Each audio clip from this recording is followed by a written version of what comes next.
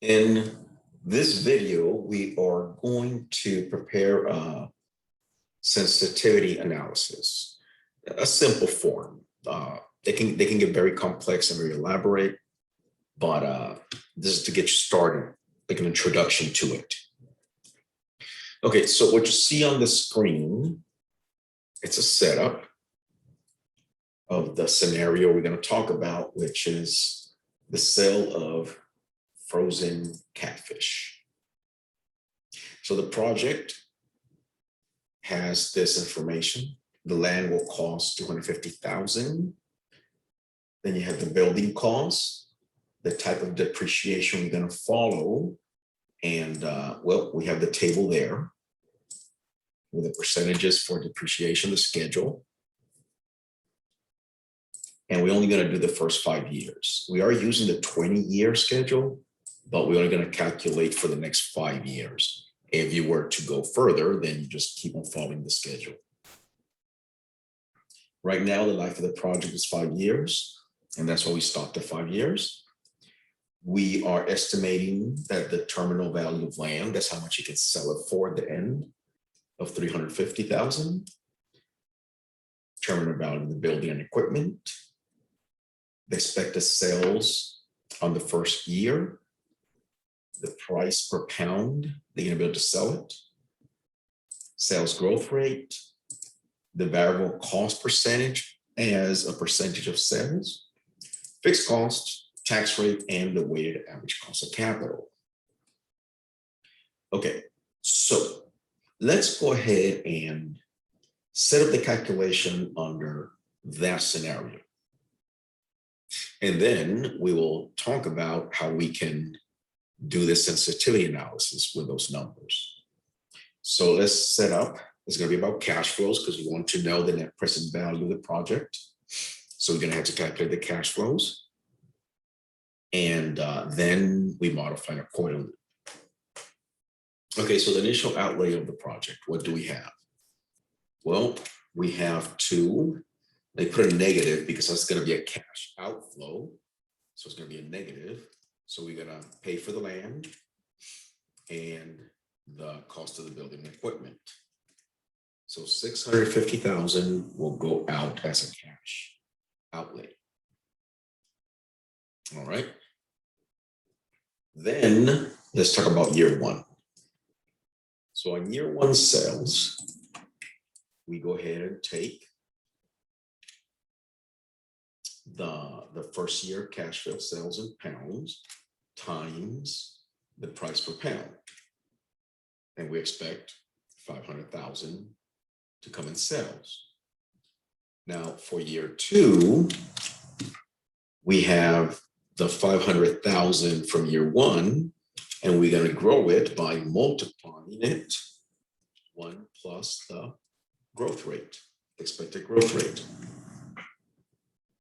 And that gives the sales of the next year. And since we expect that constant growth year to year for the next few years until we hit year 5, second, let me lock in the sale for the growth rate. We can then drag the formula, and that gives us the numbers, the sales amount for the projected years ahead based on that growth rate and the first year sales of 200,000 at 250. So the variable cost, we said that is going to be 60% of the sales. So we take that 60% and multiply it by the sales. Let's go ahead and also lock in our variable cost percentage. So we can then just drag the formula, and that should give us the numbers for each variable cost according to sales. Now fixed cost, it's 8,000. Nothing was said about any changes on fixed costs, so we will assume the fixed costs will stay steady throughout the life of the project. Now, depreciation expense. Okay, so we do have the depreciation schedule, and the reason is next to this number is because the building and equipment can be depreciated, but land does not get depreciated. So we take the 400,000, we're gonna lock it in place, and we're gonna multiply by each year's depreciation schedule percentage. And that gives us the depreciation for those years. So based on this summarized income statement, these are the revenues. So when it comes in, and this is the money we get to deduct, so we don't pay taxes on it. So we're going to now talk about the taxable, the taxable amount. So if I take the sales minus the variable cost, minus the fixed cost, and minus depreciation, that is the amount that will be taxed. And we can do that for every year. Now, the taxes, we know is 25%. So how much you're going to pay in taxes is the taxable cash, taxable amount, times the tax percentage. We're going to lock that one in place. And we can do that for every year. That's how much will be paid in taxes. Let me see.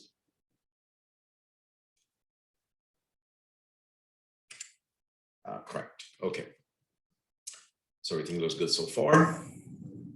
Now, because we are interested in the actual cash flow of the project, not the net income, and that's what we ultimately want to calculate is the after-tax cash flow, then we have to throw in depreciation back in because that's not money that went out of the period. That came out of here already.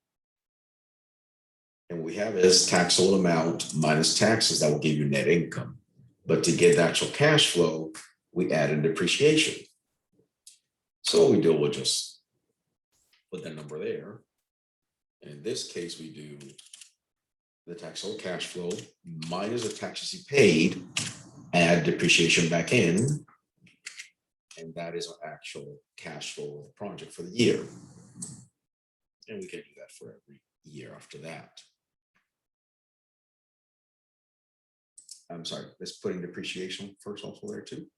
Okay, now we have the numbers. Okay, so depreciation, we just put it back in there for every year. And then we did this minus this plus this, and we did it for every year. Okay, now what happens is now that in year 5, we're going to sell the building and the land. Now I'm going to do a calculation here on the side so you understand what's going on, but then we'll do the entire formula in here in one sitting. So let's talk about the land first. So you can sell the land for the 350, but you don't get to keep all that cash because you have to pay taxes on the capital gain of the land. You made 100,000 on the land. You got to pay taxes on that. We will assume that the tax rate is the same for everything, but it could be different in real life. So when we look at it is here is, let's put here capital gain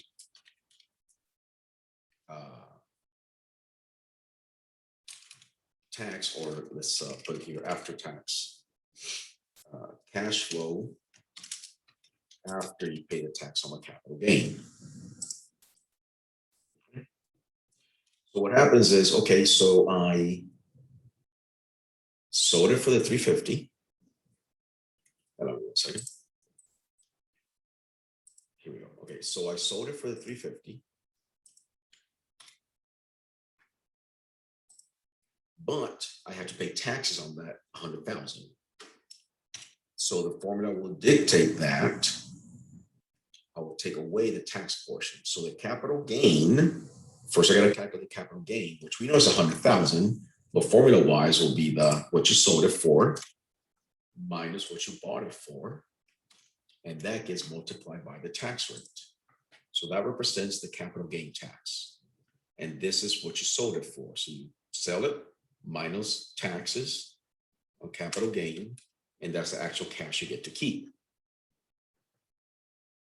Now, do it for Now this, let me put land here. And the reason is because the land is a little simpler because there's no depreciation. But for the building and equipment, we have a little different situation that you were saving taxes on this depreciation. But now that you sold it, you don't get to enjoy those tax benefits because you still had that gain there. So the capital gain is going to be a little more complex than just the difference between here and here. I'm sorry, here and here. There's going to be a cost basis to it. It's going to lower your cost basis. So, because it seems here like it had a loss, right? But in reality, you were depreciating all this time. So this cost basis is less than 400,000 because you weren't enjoying the tax benefits. So here's how it works formula wise. So we're going to do first is, well, how much did we sell it for? We sold it for that much. Now we got to do the tax portion on what we consider the capital gain by throwing, after we throw the depreciation back in, to adjust your cost basis. So we're gonna get that gain. So we take what you sold it for, but we gotta take away, open another parenthesis, the cost base of 400,000, but it's gonna be lowered by the depreciation you were enjoying year after year. So we gotta sum all the depreciations here.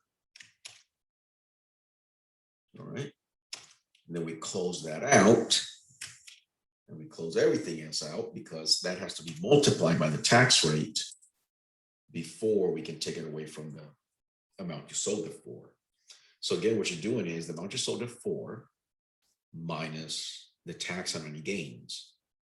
So it's the amount you sold it for minus the cost basis, but that cost basis, you have to reduce it by the depreciation you already took prior. And then you multiply by the tax rate. And that gives us that amount.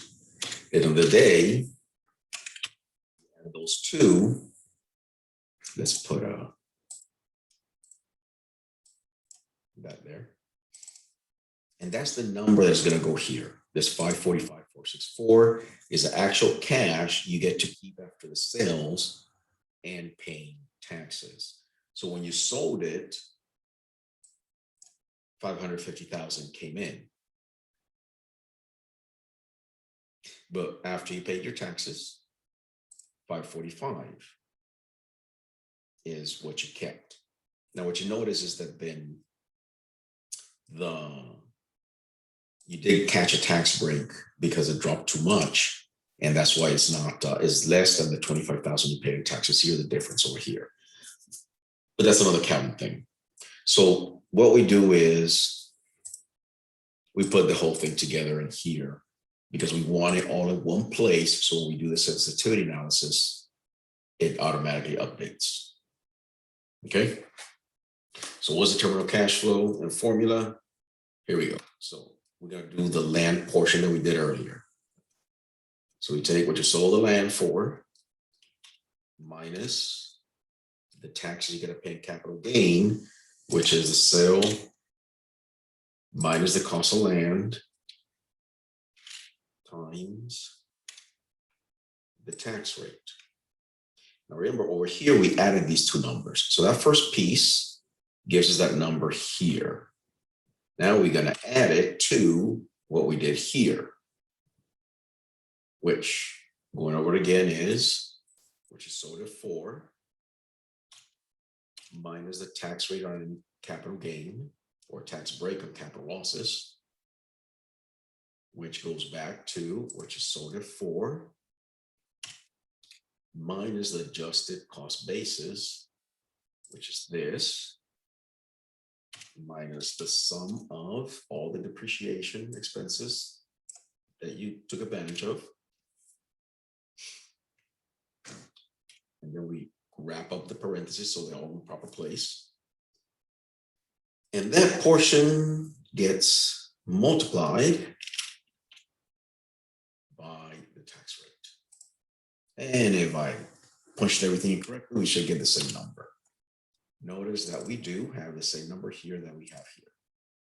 Okay, I'm going to delete this, get out of the way. And now we have that part. So now we want to check the total cash flows of every year. So it's as simple as just adding some things together.